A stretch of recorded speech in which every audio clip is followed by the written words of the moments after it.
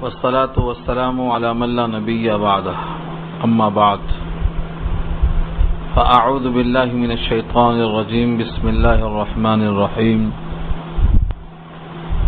ألف لام ميم ذلك الكتاب لا ريب فيه هدى للمتقين إلى آخر الآية. صدق الله العلي العظيم وصدق رسوله النبي الكريم ونحن على ذلك من الشاهدين والشاكرين. اللهم ألهمنا رشدنا وأعذنا من شرور أنفسنا. اللهم وفقنا لما تحب وترضى من القول والفعل والنية. رب اشرح لي صدري ويسر لي أمري واحلل عقدة من لساني يفقهوا قولي. آمین یا رب العالمین. محترم حضرات، معزز سامعین، محترم خواتین، میری ماں اور بہنوں، ملی بھائیوں، پیارے بچوں، آج کی گفتگو کا عنوان ہے سورہ بقرہ کی ابتدائی آیتیں. اس سے پہلے درس میں سورہ فاتحہ مکمل ہوئی تھی. سورہ فاتحہ کے آخر میں صراط مستقیم کی طلب کی گئی تھی. صراط مستقیم پر چلانے کی جو درخواست بندے نے کیا تھا بحکم الہی، یہاں سے اب اسی ہدایت کا ہدایت نامہ، جس کو ہم نے کہا ہے ہدی للناس، یہ سورہ بقرہ کی آیتیں شروع ہو رہی ہیں. اسی لیے سب سے پہلا جو حکم آیا ہے وہ یہ کہ اس کتاب میں ہدایت ہے. تم نے جو ہدایت طلب کی ہے اس ہدایت کو حاصل کرنا ہے، تو یہ ہدایت نامہ ہے اور اس میں سب احکامات موجود ہیں. اس لیے سورہ بقرہ ہی کو اس کے بعد ترتیب میں رکھا گیا ہے. یوں نزول کے اعتبار سے سورہ بقرہ سب سے آخری صورتوں میں ہے. ہجرت مدینہ کے بعد موقع بموقع آیتیں نازل ہوتی گئیں، یہاں تک کہ سب سے آخری آیت پورے قرآن کریم کی سورہ بقرہ ہی میں ہے وہ وَاتَّقُوا يَوْمًا تُرْجَعُونَ فِيهِ إِلَى اللَّهِ. یہ آیت تو نبی صلی اللہ علیہ وسلم کے وصال سے صرف 9 دن پہلے نازل ہوئی ایک قول کے مطابق، لیکن قرطبی نے 90 دن قرار دیا، بعض نے 17 دن قرار دیا. سن 10 ہجری میں جو آپ نے حج فرمایا ہے اس کے بعد ہی نازل ہوئی ہے. تو بالکل آخری آیتوں میں سورہ بقرہ کے اندر مختلف فضیلت کی باتیں ہیں. مثلا یہ کہ پورے قرآن کریم میں سب سے عظیم آیت کے اعتبار سے سب سے عظیم آیت پورے قرآن کریم میں سورہ بقرہ ہی میں ہے، جس کا نام آیت الکرسی ہے. پورے قرآن کریم کی سب سے عظیم آیت کیوں ہے؟ کیونکہ اس میں اللہ کا تعارف اللہ نے 10 جملوں میں خود کروایا ہے. اللہ کے صفات کا تذکرہ اللہ نے خود کیا. سورہ بقرہ میں 10 آیتیں ایسی ہیں کہ اگر کوئی ان کو پڑھ لے تو باعث برکت ہے، اور اگر نہ پڑھے تو اس کے لیے حسرت اور بدنصیبی ہے. اور پڑھنے والے پر کبھی اہل باطل یعنی جادوگروں کا اثر نہیں ہو سکتا. جن گھروں میں پڑھ لی جائے گی گھر والے ہمیشہ عافیت میں رہیں گے اور شیاطین کا وہاں پر دخول نہیں ہو سکتا. وہ 10 آیتیں شروع کی 4 آیتیں ہیں اور آیت الکرسی کے ساتھ اس کے بعد کی 2 ملا کر 3 آیتیں ہیں، اور 3 آیتیں ختم سورت کی آخری 3 آیتیں ہیں. اس طرح یہ 10 آیتیں ہیں جو قرآن کریم کے اندر بڑی اہم اور بہت ہی زیادہ باعث برکت آیتیں ہیں اور اس سورت کے اندر موجود ہیں. سورہ بقرہ کی ہر آیت کے نزول کے موقع پر تقریباً 80 فرشتے ساتھ رہتے تھے. امام قرطبی بیان کرتے ہیں ہر آیت کے نزول پر کم سے کم 80 فرشتے یہ ساتھ رہنے والے ہیں. سورہ بقرہ کو اللہ تعالیٰ کی طرف سے نبی صلی اللہ علیہ وسلم نے اعلان فرمایا کہ یہ ذروۃ الصنام ہے۔ ذروہ اور صنام کے معنی آتے ہیں کسی چیز کی بلندی، پہاڑ کی چوٹی۔ جس طرح پہاڑ کی چوٹی کا جو مقام ہے پورے قرآن کریم میں سورہ بقرہ کا وہ مقام ہے احکامات کے لحاظ سے۔ شروع کی 5 آیتوں میں ان متقیوں کا بیان ہے جن کے لیے یہ کتاب ہدایت نامہ ہے خاص طور سے، بقیہ سارے انسانوں کے واسطے ہدی للناس ہے، بشرطے کہ وہ 5 شرطیں پوری کریں۔ تو شروع کی 5 آیتوں میں متقیوں کے صفات ہیں، پھر 2 آیتوں میں جو کھلم کھلا انکار کرتے ہیں ان منکرین کے بارے میں وضاحت آئی ہے۔ بقیہ اس کے بعد 13 آیتوں میں منافقین کا تذکرہ ہے۔ اس طرح شروع کی 20 آیتوں میں صرف ایمانیات پر بحث کیا۔ 20 آیتوں کے بعد لے کر تقریباً 20 رکوع تک یہودیوں کی شرارت، اہل کتاب کی سرزنش کی گئی ہے۔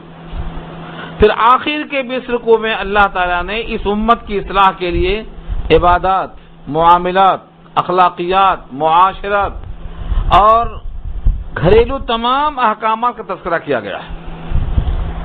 اسی واسطے بعض اکابر کہتے ہیں کہ سورہ بقرہ کے اندر تقریباً 1000 امر ہیں یعنی آرڈر، اور 1000 نہیں ہیں یعنی منفی نہیں کرنے کے احکامات۔ 1000 اس کے اندر خبریں ہیں اور قصص ہیں۔ اتنی زیادہ احکامات سے مملو ہے کہ جتنا قرآن کریم کو آپ وقت دیں گے، غور و فکر کریں گے، اتنا ان سے آپ استفادہ کر سکتے ہیں۔ احکامات کی کل آیتیں 500 ہیں، کل احکامات کی پورے قرآن کریم میں 500 آیتیں ہیں۔ 6666 میں سے 500 آیتیں احکامات کی ہیں، ان 500 میں زیادہ تر آیتیں سورہ بقرہ کی ہیں۔ اسی لیے حضرت عمر جن کو فاروق اعظم کہا گیا، انہوں نے صرف سورہ بقرہ کی تعلیم کے لیے 12 سال لگائے، اور ان کے فرزند حضرت عبداللہ ابن عمر نے اس تعلیم کے لیے انہوں نے 8 سال لگائے۔ بعض نے اس کا الٹا بھی بیان کیا۔ بہرحال 8 سال یا 12 سال یہ ہمیں صرف بتانے کے واسطے نہیں ہے، اس میں اتنی گہرائی ہے کہ آدمی عمریں لگا دے، اور اپنی عمریں لگانے کے بعد بھی ان احکامات میں کہیں نہ کہیں تشنگی محسوس کرتا ہے تو پوچھنا پڑتا ہے اور تلاش کرتا ہے، کوئی ہے سلجھانے والا تو کوئی ملتا نہیں ہے، کیونکہ سب لوگ وقت میں جزئی وقت لگاتے ہیں اور یہ کتاب کلی وقت مانگتی ہے۔ نبی صلی اللہ علیہ وسلم نے سارا وقت اسی کتاب کے واسطے لگا دیا۔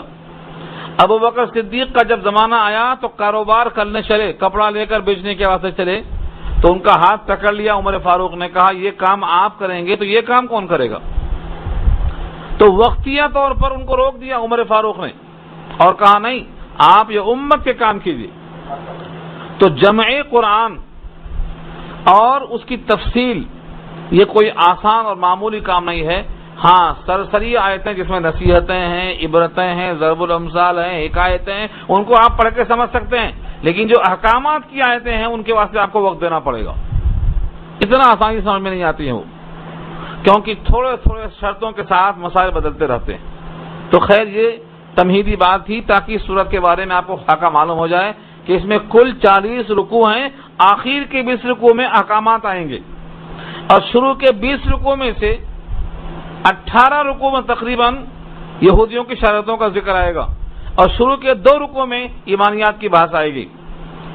شروع کی 5 آیتوں میں متقیوں کی صفات آئیں گے، 2 میں کافروں کا ذکر آئے گا، 13 میں منافقین کا تذکرہ آئے گا۔ اس طرح سے پوری صورت کا سامنے خاکہ آپ کے رکھنا ہے تاکہ معلوم ہو کہ ہم کیا سن رہے ہیں، کیا سننا باقی ہے۔ اس صورت کا احاطہ کرنا ممکن نہیں ہے، یہ میں نے جو خاکہ پیش کیا ہے صرف آپ کو ذہن سے قریب کرنے کے لیے۔ سب سے پہلا جو لفظ ہے الف لام میم، اس کو ہم اپنی اصطلاح میں کہتے ہیں حروف مقطعات۔ مقطع اس کا مادہ ہے قطع، کاٹنا، مقطع کٹے ہوئے، مقطعات جمع ہے اس کی۔ ان حروف کو ہمیشہ کاٹ کاٹ کے الگ الگ پڑھا جائے گا، ملا کر نہیں پڑھا جائے گا۔ جیسے الف الگ لفظ ہے، لام الگ لفظ ہے، میم الگ لفظ ہے، کوئی اس کو علامہ پڑھنا چاہے تو نہیں پڑھ سکتا، اس کو الف لام میم تینوں کو الگ الگ کر کے ہی پڑھنا ہے، کاٹ کاٹ کے پڑھے جانے والے حروف۔ جب تک ان کو آپ کاٹ کاٹ کے نہیں پڑھیں گے آپ صحیح نہیں پڑھیں گے۔ الف لام میم، الف الگ لام الگ میم الگ۔ اور فرمایا نبی صلی اللہ علیہ وسلم نے کہ یہ 3 حرف ہیں، ہر حرف پر 10 نیکی کا وعدہ ہے، اور مثال میں الف لام میم ہی دیا ہے جس کا معنی کسی کو نہیں معلوم، تاکہ جو شرطیں لگاتے ہیں کہ معنی معلوم ہوگا تو ثواب ملے گا، وہ شرطیں غلط۔ بغیر معنی معلوم کیے ہوئے بھی ہر حرف پر 10 نیکی ہے، الف کی 10 نیکی، لام کی 10 اور میم کی 10۔ بعض اکابر نے کہا نہیں، الف بولنے میں 3 حرف نکلتے ہیں، الف، اور لام کہنے میں 3 نکلتے ہیں، اور میم کہنے میں 3 نکلتے ہیں، اس طرح 90 نیکیاں ہوں گی، اور نماز میں پڑھا جائے تو ایک حرف پر 100 نیکی ملتی ہے، اس طرح سے 900 نیکیاں ہوں گی۔ اس حساب سے آپ جوڑتے چلے جائیں تو کلام اللہ سے یہ فائدہ ہے، لیکن اکثر و بیشتر لوگ اس بات کو نہیں جانتے ہیں کہ قرآن کا تعارف، قرآن نام کس چیز کا ہے، اکثر لوگ نہیں جانتے ہیں۔ کتاب ہاتھ میں ہے یہ قرآن ہے بولتے ہیں، لیکن قرآن کا تعارف کیا ہے، قرآن کسے کہیں گے؟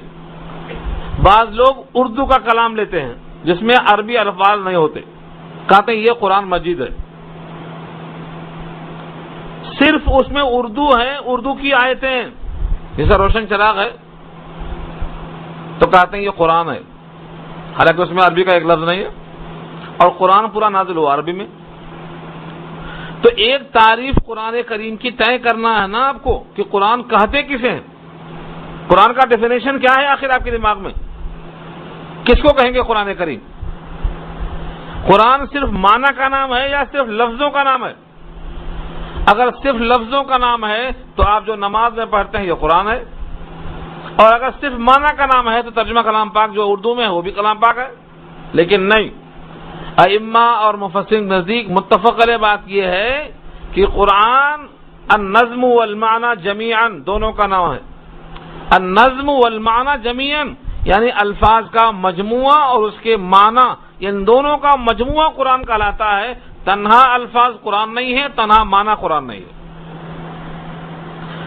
اس حیثیت سے جو آدمی قرآن کو بغیر سمجھے پڑھتا ہے وہ معنی نہیں پڑھ رہا ہے، تو قرآن کہاں پڑھ رہا ہے؟ وہ قرآن کے لفظوں کو ضرور پڑھ رہا ہے وہ، اس لیے وہ اللہ کا مخاطب نہیں بن پاتا اور اس کے دل پہ وہ کیفیت طاری نہیں ہو پاتی۔ اس لیے پہلی کوشش یہ کرنا چاہیے کہ ہم لفظ اور معنی دونوں کو ساتھ ساتھ چلائیں۔ اس کے لیے ہم کوشش نہیں کرتے، یہ ہمارا قصور ہے۔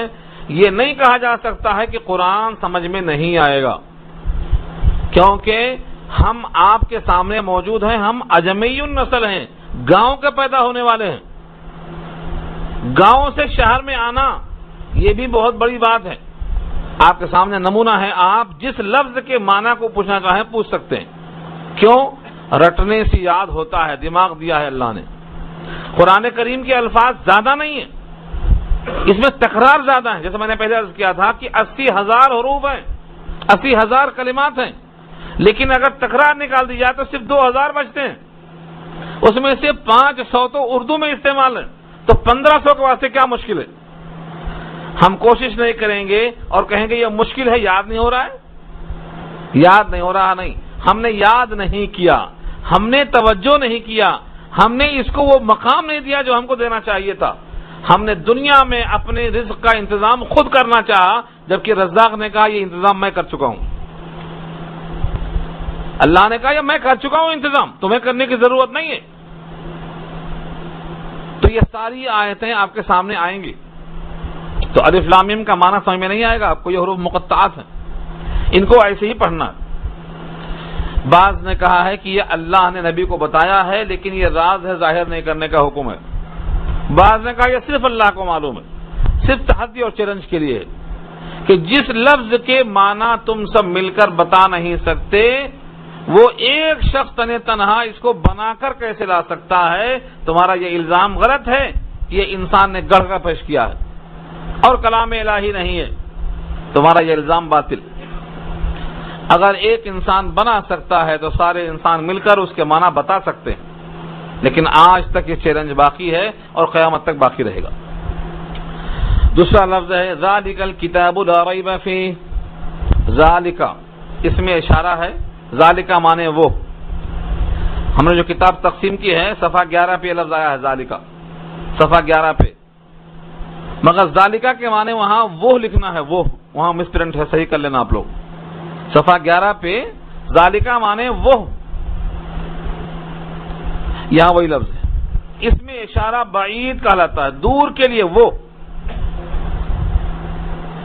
لیکن قرآن کریم سامنے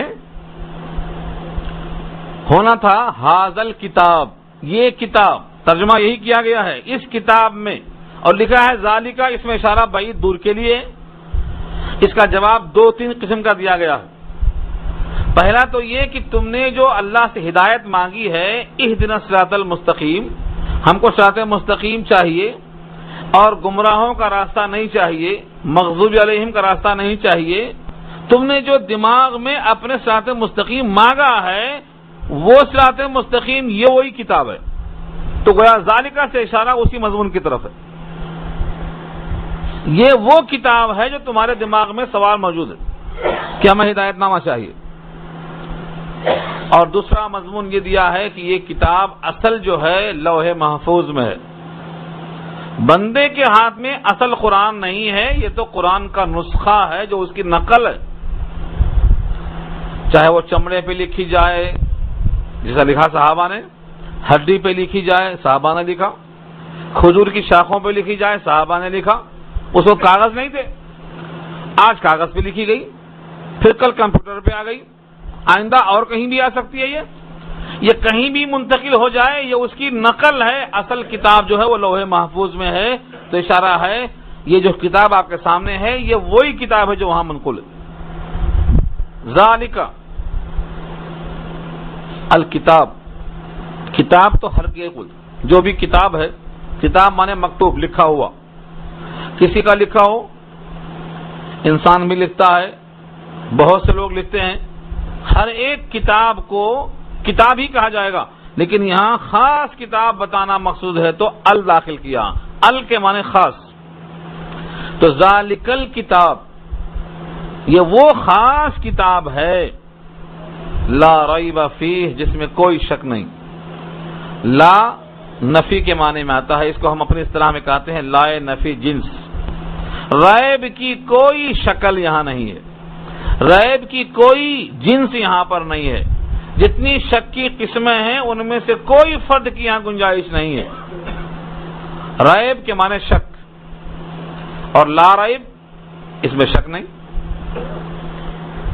اس کی مثال دے کے ہم بتائیں، جیسے کوئی کہے لا رجل فی الدار، گھر میں کوئی مرد نہیں، تو کیا مطلب ہوا؟ لا رجل فی الدار، گھر میں کوئی مرد نہیں، یعنی گھر میں مرد کی جنس میں سے کوئی ایک فرد بھی نہیں، یہ مطلب ہوتا۔ تو لا ریب فیہ کا مطلب یہ ہے اس کتاب میں شک کی جتنی قسمیں ہیں ان کا کوئی ایک فرد بھی یہاں پایا نہیں جاتا، شک کی ہر قسم کی نفی کر دیا اللہ نے، یعنی اس کتاب میں یقینیات ہی ہیں، یقینیات، شک کی کوئی گنجائش نہیں۔ لا ریب فیہ، لفظ فیہ جو ہے اس کو ہم کہتے ہیں اپنی اصطلاح میں معانقہ، ادھر بھی اسٹیشن ہے ادھر بھی اسٹیشن ہے۔ معانقہ میں کیا ہوتا؟ دونوں کی گردن بدلتی ہے، ادھر اور ادھر۔ یہ معانقہ کا مطلب یہ ہے کہ فیہ کا تعلق بعد والے جملے سے بھی ہو سکتا اور پہلے والے سے بھی ہو سکتا ہے، غلطی نہیں ہوگی، یعنی یوں پڑھیں گے ذالک الکتاب لا ریب فیہ، فیہ کو ہم نے پہلے لے لیا، یہ بھی درست، اور فیہ کو ہم آگے جوڑتے ہیں فیہ ھدی للمتقین، اس میں متقیوں کے واسطے ہدایت نامہ ہے، تو فیہ کا لفظ ادھر بھی جملے میں صحیح سیٹ ہوتا ہے اور پہلے جملے میں بھی صحیح ہوتا ہے، اس کو معانقہ کہیں گے۔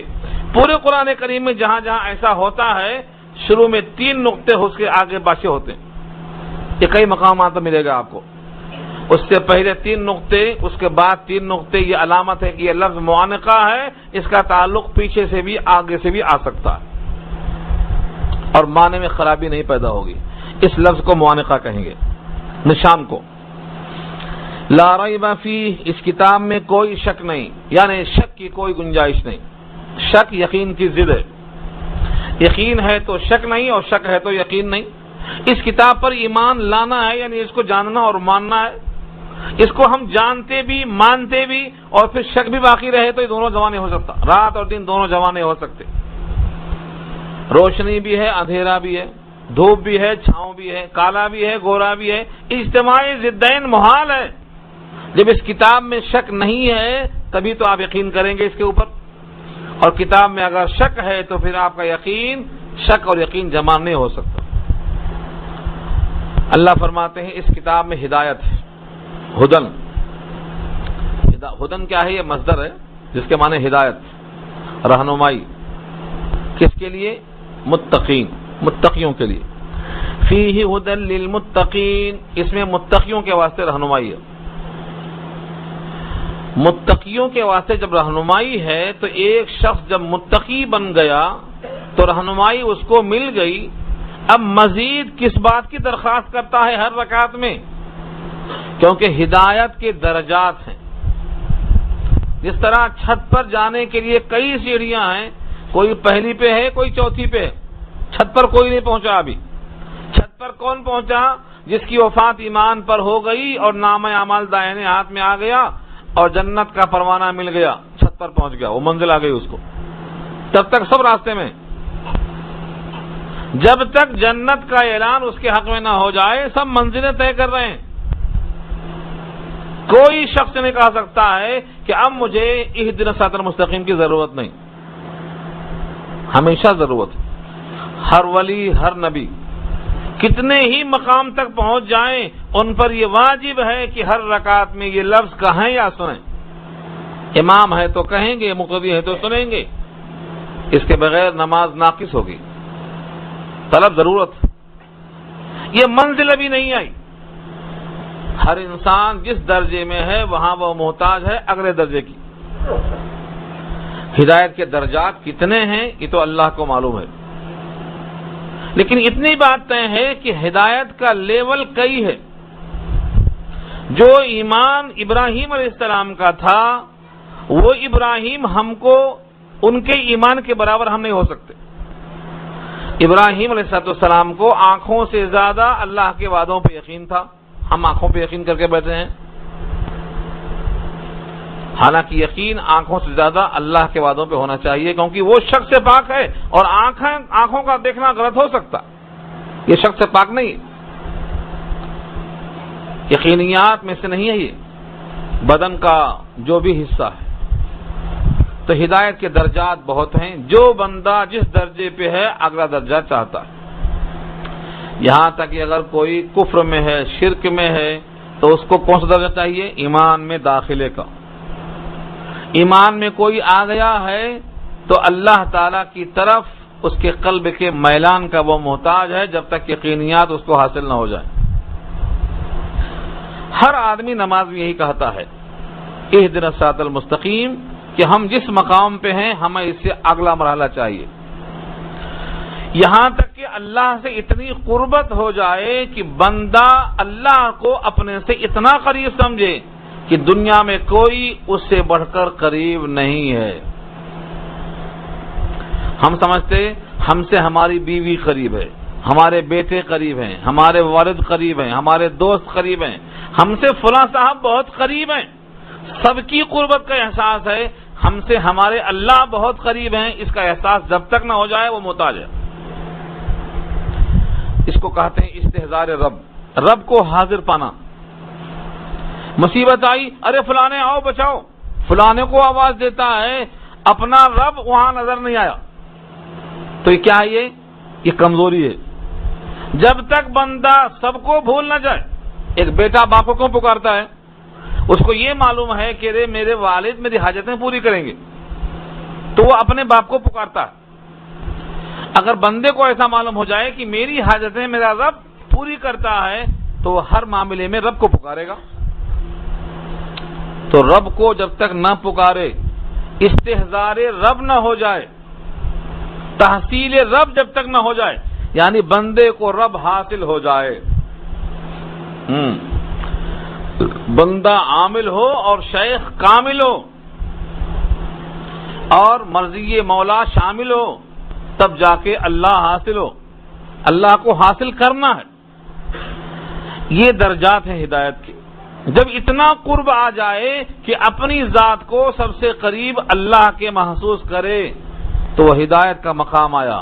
کہتے ہیں اب یہ مقام آیا کہ بندہ میری آنکھ سے دیکھتا ہے اور بندہ میرے ہاتھ سے پکڑتا ہے، اب یہ مقام آیا کہ میرے پاؤں سے وہ چلتا ہے، اب یہ مقام آیا ہے کہ میرے آنکھوں سے وہ دیکھتا ہے۔ اسی واسطے کہا گیا ہے نور جب مومن کو حاصل ہو جاتا ہے تو اس سے ڈرو، اتقوا بفراست المومن فإنه ينظر بنور اللہ، مومن کی فراست سے بچو کیونکہ وہ اللہ کے نور سے دیکھتا ہے۔ وہ اللہ کا نور کون سا ہے؟ یہ قربت۔ تو ہدایت کے درجات ہیں، جس درجے پہ بندہ ہے وہاں سے آگے مانگتا ہے۔ متقی کسے کہتے ہیں؟ اس کے جواب میں 5 آیتیں آ گئی ہیں۔ جب تک بندہ یہ 5 صفات نہ پوری کر لے متقیوں کے اندر شامل نہیں ہو سکتا۔ دنیا میں ہر آدمی اپنے کو متقی ہی سمجھتا ہے۔ کون سمجھتا ہے کہ ہم متقی نہیں ہیں؟ ہر شخص جانتا ہے کہ ہم متقی ہیں۔ اللہ کی نگاہ میں متقی کون ہے؟ فیہ ھدی للمتقین۔ اس کتاب میں اللہ نے واضح کر دیا ہے کہ متقیوں کے واسطے ہدایت اور رہنمائی ہے، اور متقی کی تعریف یہ ہے الذین یؤمنون بالغیب، جو بغیر دیکھے ایمان رکھتے ہیں، بغیر دیکھے مان لیتے ہیں۔ متقی اس کا مادہ تقوی ہے، تقوی کے معنی ڈرنا، لیکن جب ڈرنے کا لفظ آتا ہے تو ہم سمجھتے ہیں سانپ کی طرح ڈرنا، شیر کی طرح ڈرنا، بھالو کی طرح ڈرنا، ہاتھی کی طرح ڈرنا۔ ایسا ڈر ہے تو پھر اللہ سے قربت نہیں ہو سکتی زندگی بھر۔ اللہ نے کہا ہے وہ قہار ہے، متکبر ہے، انتقام لینے والا ہے، سخت پکڑنے والا ہے، لیکن یہ سب صفتیں اللہ کی، اللہ کا تعارف مکمل نہیں ہو جاتا، ایک جز ہے صفت کا۔ یہ ایسے اللہ کے 99 نام ہیں۔ اللہ قہار بھی ہے، ہم نے اگر رحمان نہیں سمجھا تو کیا ہوا؟ صفت قہار دیکھا، صفت رحمان نہیں دیکھا۔ جس طرح سے اللہ تعالی بندے پر قہار ہیں ویسے بندے پر رحمان بھی تو ہیں، تو 2 ہی صفت دیکھا تو ہم نے اللہ کو مکمل نہیں پہچاننے کی کوشش کیا، ویسے مکمل بندہ جان بھی نہیں سکتا۔ اللہ کی ذات لامحدود ہے، اس کے صفات بھی لامحدود ہیں، اور بندے کی عقل محدود ہے، محدود میں لامحدود آ ہی نہیں سکتا۔ لیکن جتنے صفات بتائے گئے ہیں اتنے میں غور کرے تو کچھ قربت پیدا ہو سکتی ہے۔ اللہ تعالیٰ سے ڈرنا ہی ہم کو بتایا گیا، یہ نہیں بتایا گیا ہے کہ اللہ تعالیٰ کی محبت بندوں سے کتنی ہے۔ جیسا ہم بتایا سورہ فاتحہ میں ماؤں سے محبت ہے، اللہ سے محبت کیوں نہیں ہے؟ کیونکہ ہم کو یہ پتا نہیں کہ اللہ ہمیں کتنا چاہتے ہیں، بندے کو اللہ کتنا چاہتے ہیں، ماں سے زیادہ، باپ سے زیادہ، کائنات کی تمام محبتوں کو نچوڑ دیا جائے اس سے بھی زیادہ اللہ چاہتے ہیں بندے کو۔ بندہ اللہ سے ڈرتا ہے، اس ڈرنے کا نام تقوی نہیں ہے۔ ایسا ڈر جس میں اللہ کی عظمت ہو، اللہ کی شفقت ہو، ایسا ڈر جس میں احترام ہو، جس میں محبت کا جذبہ ہو، جس میں یہ کیفیت ہو کہ اللہ کا احسان اتنا ہے کہ بندہ اس کے بوجھ تلے دبا ہوا ہے، ایک ایک نعمت کا استحضار ہو۔ جس طرح سے کسی باپ سے چاہت ہوتی ہو، کسی ماں سے چاہت ہوتی ہو کہ اس کے محبت کے ساتھ اس کا احترام، اس کے سابقہ انعام و احسان یاد رکھ کے قربت چاہتا ہے، اس کے قدموں پہ جھک جانے کو پسند کرتا ہے، ایسا بے ساختہ سجدے میں گرنے کو دل چاہے، وہ محبت اللہ کے ساتھ ہے تو متقی بنتا ہے۔ وہ صرف ڈر اور خوف کا نام متقی نہیں ہے۔ محبت ہو، عظمت ہو، جلال الہی سامنے مستحضر ہو، اور یہ معلوم ہو کہ کائنات میں کوئی اس سے بڑھ کر دینے والا نہیں ہے، اتنا کسی کا مجھ پر احسان نہیں ہے، کوئی مجھ کو اس سے زیادہ محبت نہیں کر سکتا۔ جس نے مجھے وجود بخشا ہے، اور بغیر مانگے ماں کے پیٹ میں سب کچھ دیا ہے اتنا کوئی نہیں دے سکتا ہے، اس محبت کے ساتھ چاہت ہو اور اس کا حکم نہ ٹوٹنے پائے اس کی فکر ہو، یہ تقویٰ۔ متقی کی تعریف کیا ہے؟ بندہ متقی ہو گیا جب تک شک نہ چھوڑ دے، شک کی چیزیں نہ چھوڑ دے، تقویٰ حاصل نہیں ہوتا۔ لا يبلغ العبد حقیقت التقویٰ حتی یدع ما حاک فی الصدر، جس چیز میں دل میں شک پیدا ہوتا ہو جب تک اس عمل کو چھوڑ نہ دے تقویٰ تک نہیں پہنچے گا، شک کی چیزیں چھوڑ دے۔ تو متقیوں کے لیے پہلی صفت بتایا اللہ نے، الذین یؤمنون بالغیب، نمبر 2 ویقیمون الصلاۃ، نمبر 3 مما رزقناہم ینفقون، یہ 3 صفت ہے۔ اس کے بعد آگے سابقہ کتابوں پر ایمان اور اس کتاب پر ایمان، 4 صفتیں، اور آخرت پر یقین، یہ 5 صفتیں۔ ان 5 میں اگر کمی کوتاہی ہے تو وہ متقی قیامت تک نہیں بن سکتا۔ دعوے کتنا بھی کر لو، تقویٰ کے لیے 5 صفتیں لازم ہیں۔ پورے قرآن کریم میں گھوم پھر کے آپ کو یہ صفتیں ملیں گی مختلف زاویے سے۔ کوئی کہے کہ ہم کو ایمان بالغیب حاصل ہے لیکن ہم کو شک بھی ہے، ایمان اور شک دونوں جمع نہیں ہوتے۔ یؤمنون بالغیب، جو لوگ یقین رکھتے ہیں غیب کا، اس جملے کا کیا مطلب سمجھا ہم نے آج تک؟ الذین، جو لوگ یؤمنون ایمان رکھتے ہیں، ایمان کیا چیز ہے؟ یقین، اور بالغیب غیب پر، بغیر دیکھے۔ جنت دیکھا ہے نہیں دیکھا ہے، جنت ہے نہیں ہے اس کا یقین ہے، یہ ہے ایمان بالغیب۔ جہنم دیکھا ہے نہیں دیکھا ہے، جہنم کا یقین ہے، یہ ایمان بالغیب۔ اس کا نام بالغیب کیوں ہے؟ کیونکہ دیکھے بغیر ماننا ہے۔ لیکن غیب کے لیے صرف دیکھنا ہی نہیں بلکہ 5 چیزوں کی نفی ہے۔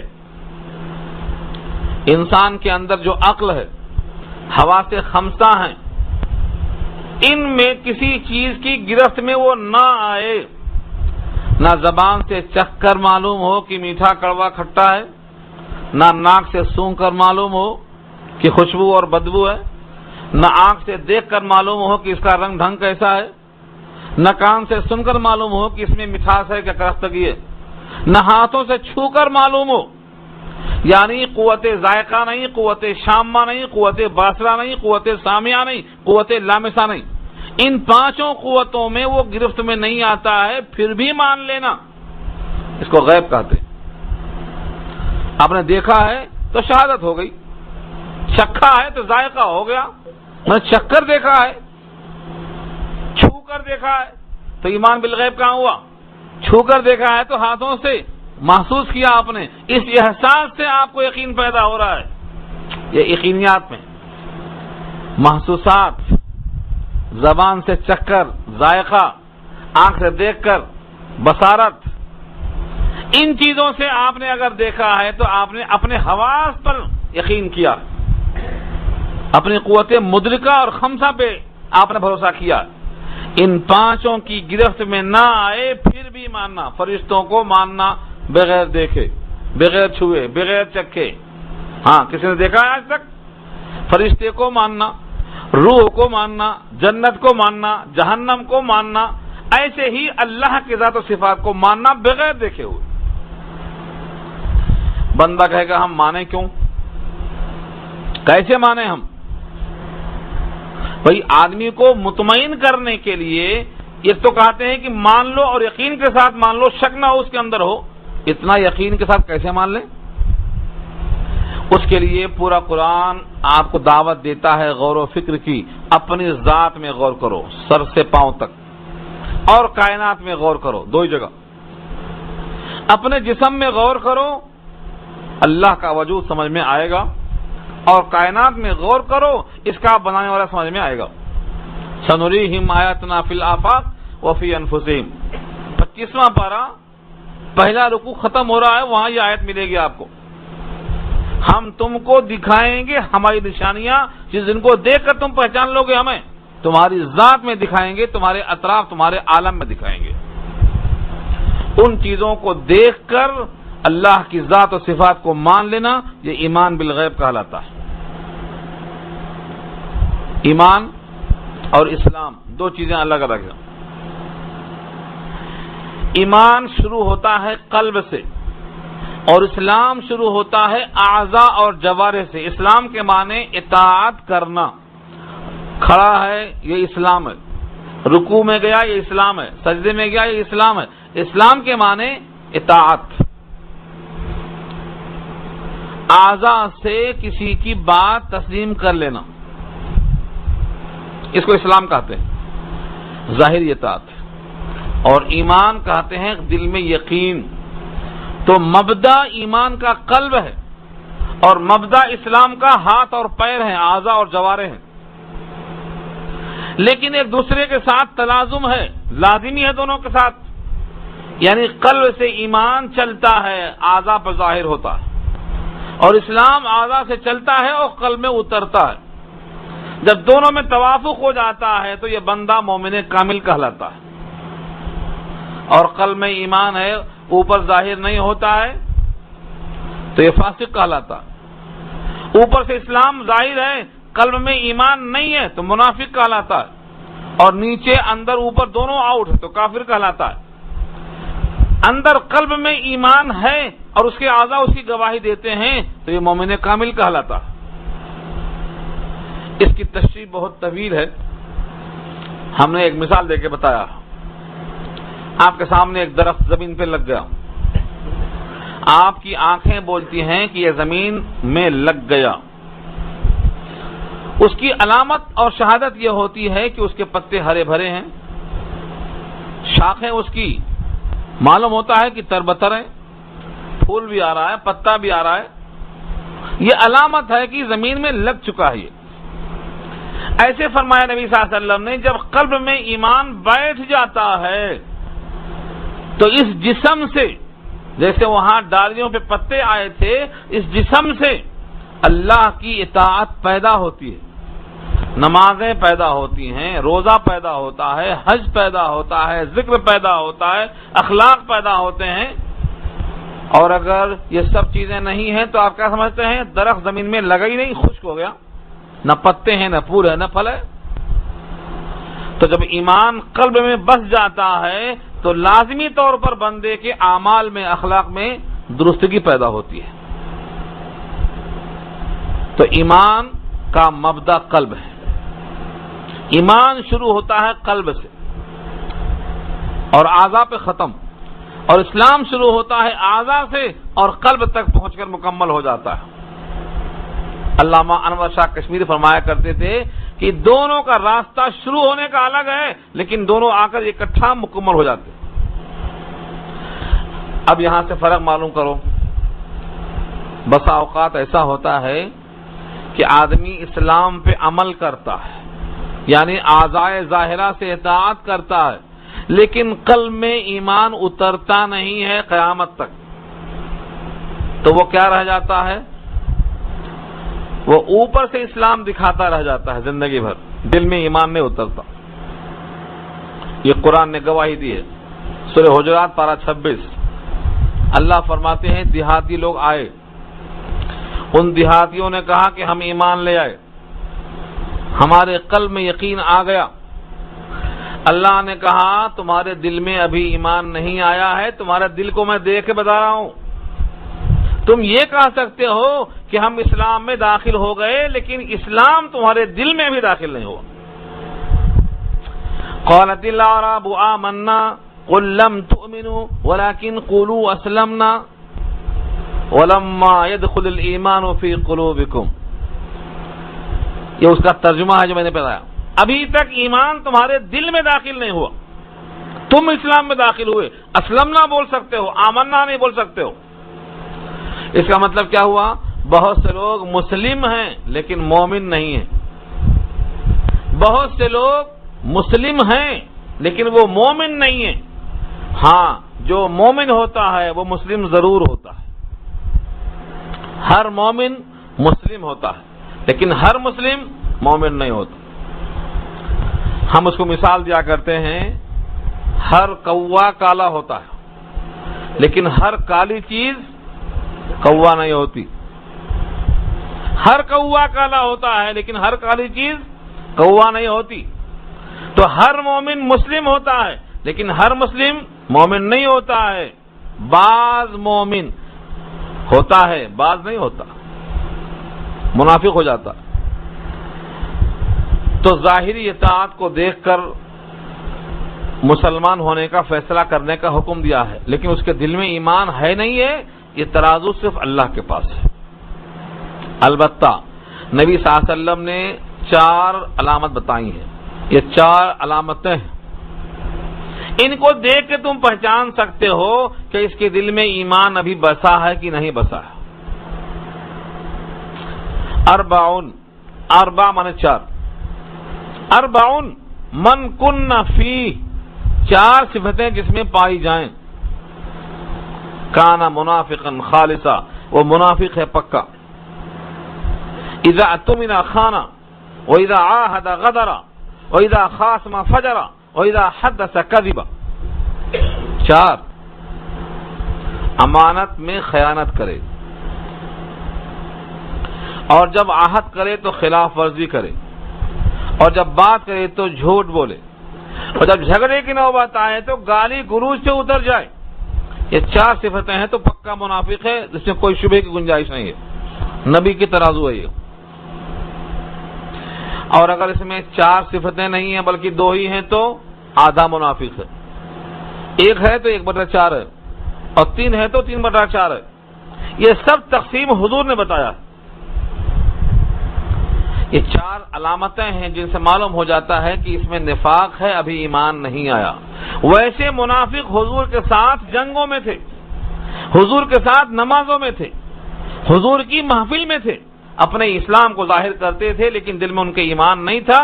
ان کی تفصیلی بحث انشاءاللہ سورہ منافقون پر 28 میں وضاحت سے آئے گی. اس کا نام ہی ہے سورہ منافقون. تو اب ایمان کی بحث مکمل کرتا ہوں. اس میں بہت طویل بحثیں ہیں. ہم نے تو بخاری میں اس بحث کو خلاصہ کر کے آپ کو پیش کیا ہے، ورنہ 8 دن چلتی ہے بحث یہ. اب اس میں کیا کیا بحث چلتی ہے میں اس کی ہیڈنگ بولتا ہوں آپ کو، تاکہ ہیڈنگ میں بعد میں دل چاہے تو پوچھ لو. ایمان دل کے یقین کا نام ہے یا اس میں کچھ اور جز ہیں؟ ایمان دل کی تصدیق کا نام ہے، زبان سے اقرار کا نام ہے، اعضاء سے اعمال کا نام ہے. ان تینوں کا مجموعہ ہے، یا صرف دل کی تصدیق ایمان ہے، یا یہ تینوں چیزوں کا مجموعہ ایمان ہے؟ ایمان مرکب ہے یا بسیط ہے؟ ایمان کے جتنے جز ہیں کیا ہر جز برابر ہے کہ جس کے نہ ہونے سے ایمان نہ ہو، یا کوئی جز ایسا ہے کہ جس کا ہونا ضروری ہے اور بقیہ 2 جز ایسے ہیں جس کا ہونا نہ ہونا دونوں کافی ہے؟ کتنی بحث کیا میں نے؟ یہ 8 دن چلتی ہے.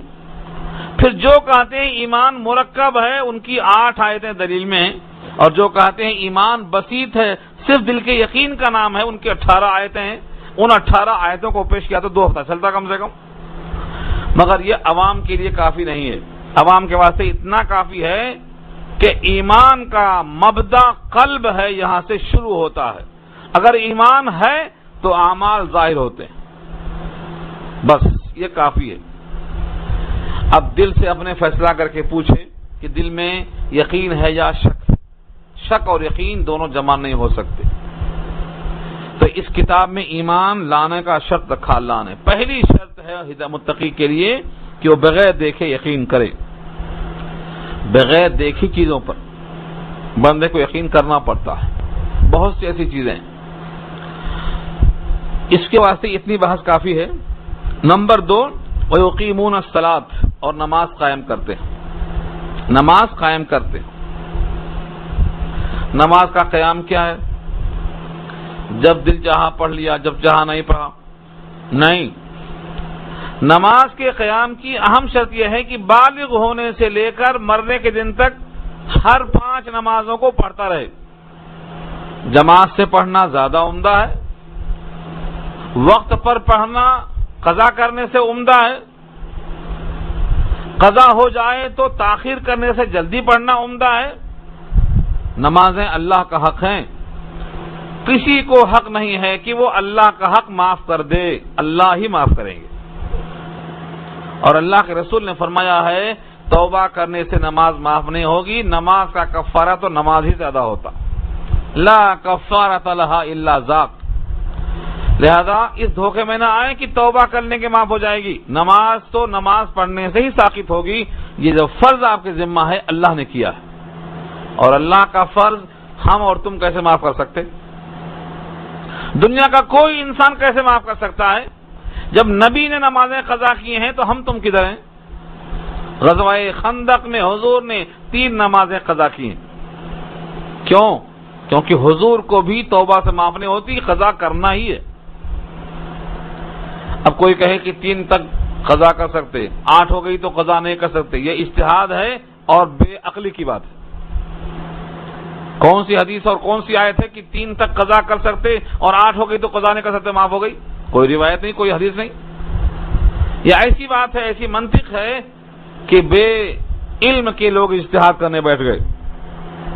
ہاں، علم کے بغیر دعوی اجتہاد، مجتہدین کا انکار اور دعوی اجتہاد، یہ دونوں چیزیں جمع نہیں ہو سکتی۔ تو قرآن کریم کی اس آیت کا مطلب یہ ہے نماز کو پابندی سے پڑھیں، جماعت سے پڑھیں، جماعت چھوٹ جائے تو تنہا پڑھیں، وقت میں پڑھیں، وقت نکل جائے تو قضا کریں، اور جب یاد آ جائے فوراً پڑھیں، دیر نہ کریں۔ بعد میں پڑھیں گے لتی چلی گئی، معلوم ہوا فرشتہ آ گیا اور آ گئی، اللہ سوال کریں گے یہ میرا حق تھا، تم نے اس کو ادا نہیں کیا۔ نماز کامل نکلے گی تو سارے اعمال کامل نکلیں گے، اس کا مطلب یہی ہے۔ دوسری چیز کیا ہے؟ وَمِمَّا رَزَقْنَاهُمْ يُنْفِقُونَ، اور جو کچھ ہم نے ان کو دیا ہے اس میں سے خرچ کرتے ہیں۔ عبادات میں، بدنی عبادت میں سب سے اہم عبادت نماز ہے، اس کا ذکر آیا، اور مالی عبادات کو مطلق کر دیا مما سے۔ مما مانے جو کچھ ہم نے دیا ہے اس میں سے خرچ کرتے ہیں۔ یہ شرط نہیں لگایا ہے کہ صاحب نصاب ہو جائے گا تب تک انتظار کرے گا، جب تک زندگی کے سارے کام نہیں کر لے گا تب تک خرچ نہیں کرے گا، نہیں۔ مما کا ترجمہ جو کچھ ہم نے دیا ہے، ایک کھجور دیا ہے تو آدھی خیرات کہ صحابہ کرتے تھے، ایک دن کی مزدوری 3.5 سیر جو ہے تو اس میں سے آدھا خیرات۔ صحابہ میں سے بعض نے اپنے پیٹھ پر بوریاں لاد کے مزدوری کر کے شام میں آدھا خیرات کیا۔ سورۃ توبہ میں یہ بحث آئے گی انشاءاللہ۔ معلوم کیا ہوا؟ صاحب نصاب کی شرط لگانا وہ تو زکوٰۃ کے لیے ہے جو فرض ہو جائے گی آپ کے ذمہ۔ یہ کس لیے شرط ہے؟ یہ تقوی حاصل کرنے کی شرط ہے۔ ایک ہے نصاب کے بعد 2.5% دینا، وہ فرض ہے، وہ فرض کو ادا کرنے کے لیے شرط ہے۔ 7.5 تولہ سونا، 52 تولہ چاندی، سال گزرنے کی شرط ہو، وہ نہ دیں گے تو جہنم کی وعید ہے سیدھا سیدھا۔ یہ جو ہے جو کچھ بھی ہم نے دیا اس میں سے خرچ کرنا، یہ تقوی کو حاصل کرنے کی شرط ہے، متقی بننے کی شرط ہے، اور دونوں میں بڑا فرق ہے۔ جیسے فرض نماز اور نفل نماز، نفل نماز آپ کے درجات کو بڑھانے کے لیے ہے، لیکن فرض نماز آپ کے ذمہ واجب ہے، ادا نہیں کریں گے تو باز پرس ہوگی۔ تو زکوٰۃ واجبہ الگ چیز ہے، یہ وہ خرچ ہے جو تقوی کے حصول میں معاون ہے۔ تو 3 صفتیں ہو گئی۔ نمبر 4، والذین یؤمنون بما انزل الیک وما انزل من قبلک، اور وہ لوگ جو ایمان رکھتے ہیں اس چیز پر جو نازل کی گئی آپ کی طرف یعنی قرآن، وما انزل من قبلک، اور آپ سے پہلے نازل کی گئی ہے یعنی تورات، انجیل، زبور۔ یہاں پر تھوڑا سا سوچ کے آپ ایک باریک سا فرق محسوس کریں گے۔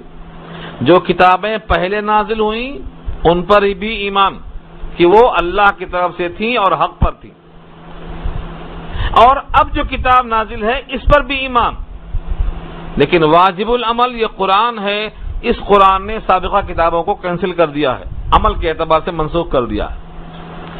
اللہ نے یہ نہیں کہا کہ اس کے بعد جو کتابیں آئیں گی ان پر بھی ایمان، پورے قرآن کریم میں جہاں جہاں اس قسم کے انداز ہیں 10 آیتیں ملیں گی.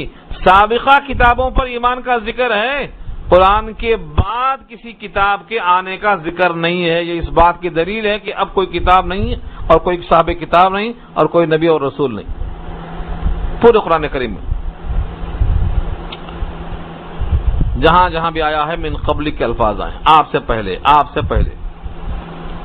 کذالک ما انزلنا الیک وإلی الذین من قبلک، آپ سے پہلے. آپ کے بعد نہ نزول کا ذکر، نہ کتاب کا ذکر، نہ نبی کا ذکر. یہ عدم ذکر ہی کافی تھا کہ اب کوئی نبی نہیں آئے گا. لیکن 30 نبی جھوٹے پیدا ہوں گے، یہ حضور کی پیشین گوئی ہے. 2 تو حضور کے صحابہ ہی نے نمٹ لیا تھا، مسیلمہ کذاب سے، اسود انسی سے. لیکن 30 میں سے وہ 2 وہاں ظاہر ہوئے تھے. باقی قیامت تک 30 نبی پیدا ہوں گے جو جھوٹے ہوں گے، کذاب ہوں گے، دجال ہوں گے. اور میرے بعد کوئی نبی نہیں آئے گا، میں آخری نبی ہوں. یہ حضور کا اعلان اور قرآن کریم کی صریح آیتیں، جسے معلوم ہوتا ہے کہ یہی کتاب قیامت تک رہے گی اور اب کوئی کتاب نہیں، اب کوئی نبی نہیں. اس طرح سے اس کتاب پر ایمان لانا ہے.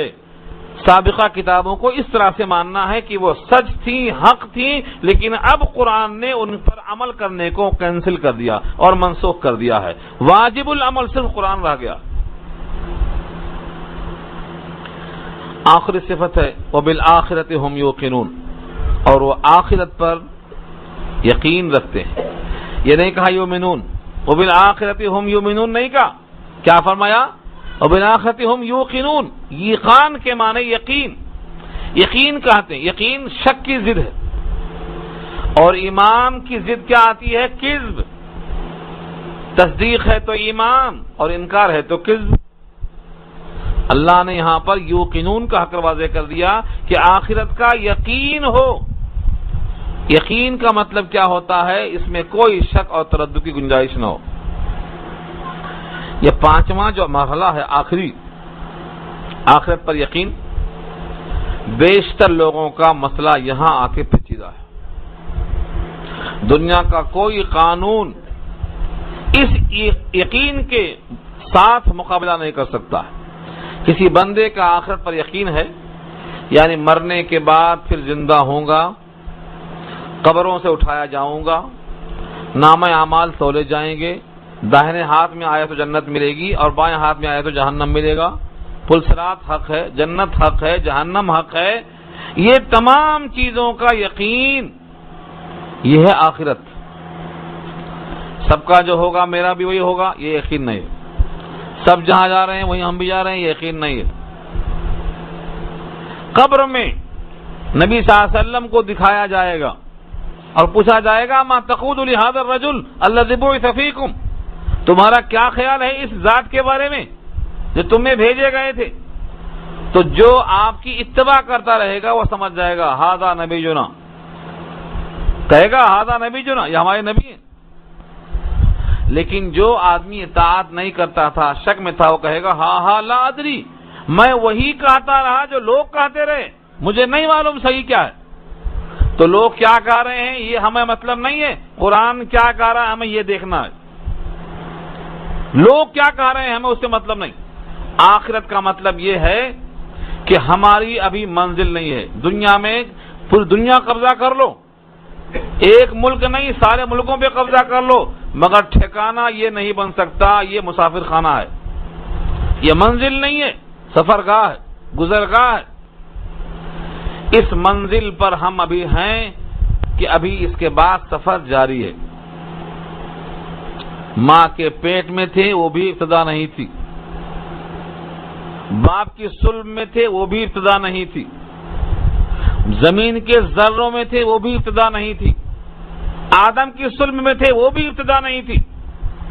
اللہ نے ساری کائنات سے پہلے انسانوں کے نفس کو، اس کی روح کو پہلے سے تیار کر دیا تھا. وہ آدم کی صلب میں منتقل کیا، آبا و اجداد کی صلب سے ہوتے ہوئے، ماؤں کے رحم سے منتقل ہوتے ہوئے آج کروڑوں پیدا ہوتے گئے اور مرتے گئے. اس زمین پر اس کی پیٹھ پہ آج ہم موجود ہیں اور کل اس کے پیٹ میں ہوں گے، اس کے بعد اللہ کی آواز پر نکل کے باہر آئیں گے، نام اعمال پیش کیا جائے گا، تولا جائے گا، دائمی جنت ہوگی یا دائمی جہنم ہوگی۔ اس طرح سے اس کو بھی تفصیل ماننا اور شک نہیں یقین کے ساتھ جاننا، یہ آخرت ہے۔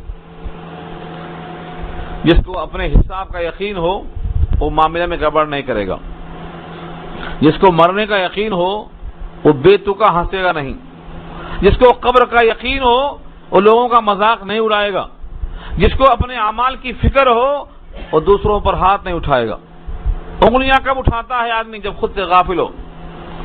پاک اور صاف ذات صرف اللہ کی ہے، انبیاء معصوم ہیں، صحابہ محفوظ ہیں، بقیہ ساری کائنات ایسی ہے جس کے بارے میں اللہ نے کہا ہے تم میں سے کوئی شخص اس قابل نہیں ہے کہ اگر ہم اس کو پکڑنا چاہیں تو وہ بچ جائے۔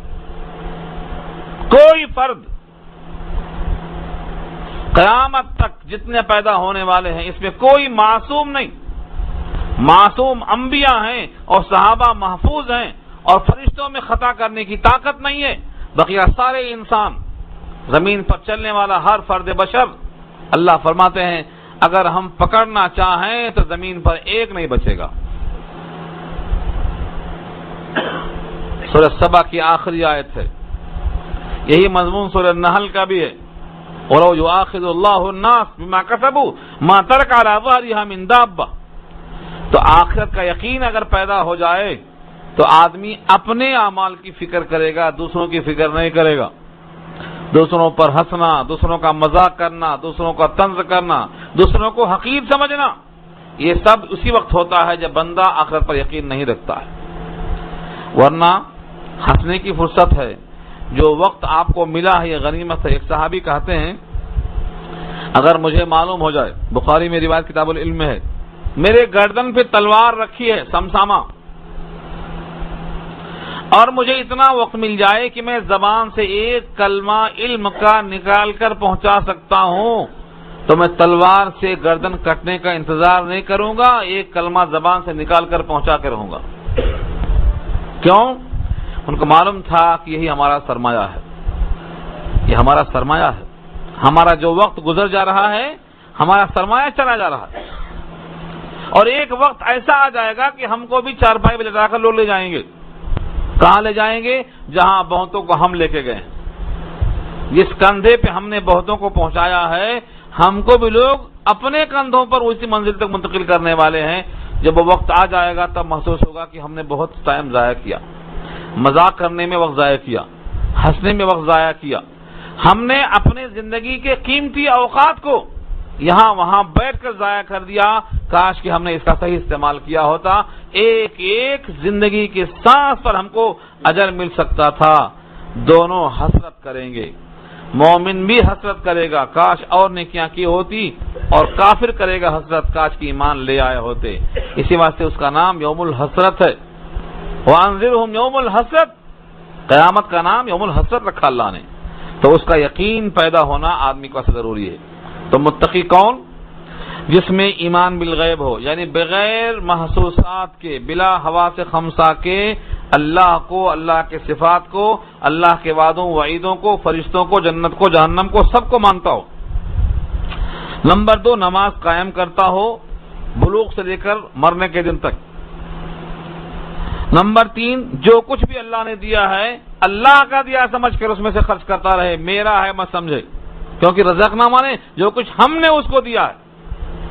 ہم نے دیا ہے کا مطلب تمہارا نہیں ہے، یہ ہماری امانت تمہارے پاس ہے، تو انفاق مال کرتا رہے۔ اور اس کے بعد جو کتابیں آپ پر نازل ہوئی قرآن، ان پر ایمان لائے کہ یہ سچ ہے، اس میں شک نہیں ہے، یہ ہمارے لیے واجب التعمیل ہے۔ اور جو سابقہ کتابیں ہیں ان تمام پر ایمان لائے کہ اپنے اپنے اوقات میں سب درست تھیں، اور اپنے آخرت کا حساب کا یقین آئے۔ بقول حضرت عمر کے فرماتے تھے اپنا حساب کرو اس سے پہلے کہ حساب لیا جائے۔ حاسبوا انفسکم قبل ان تحاسبوا وزنوها قبل ان توزنوا، یہ ہے آخرت۔ جس بندے کو آخرت کا یقین ہو گیا اس کے اعمال کی اصلاح خود بخود ہو جائے گی۔ حساب دہی کا تصور، جن میں یہ صفتیں پیدا ہو جائیں، اللہ فرماتے ہیں اولئک علی ھدی من ربہم، یہی لوگ ہیں جو ہدایت پر ہیں اپنے رب کی طرف سے، یہ ہدایت ان کو مل گئی، اور یہ وَأُولَئِكَ هُمُ الْمُفْلِحُونَ، یہی لوگ ہیں جو فلاح پانے والے ہیں۔ حَيَّ عَلَى الْفَلَاحِ، فلاح کی طرف آؤ، یہ فلاح پانے والے ہیں جن میں صفات پا گئے۔ تو جو بندہ اپنے میں ان صفتوں میں کمی محسوس کرے، اس کو چاہیے کہ اپنے اعمال و اخلاق کو اس کے مطابق کر کے متقی بننے کی کوشش کرے، اور جن میں یہ اعمال پہلے سے موجود ہوں وہ اللہ کا شکر ادا کرے کہ اللہ نے ہم کو اپنے فضل و کرم سے متقیوں کے اوصاف نصیب فرما چکے ہیں۔ دعا کر لیجئے۔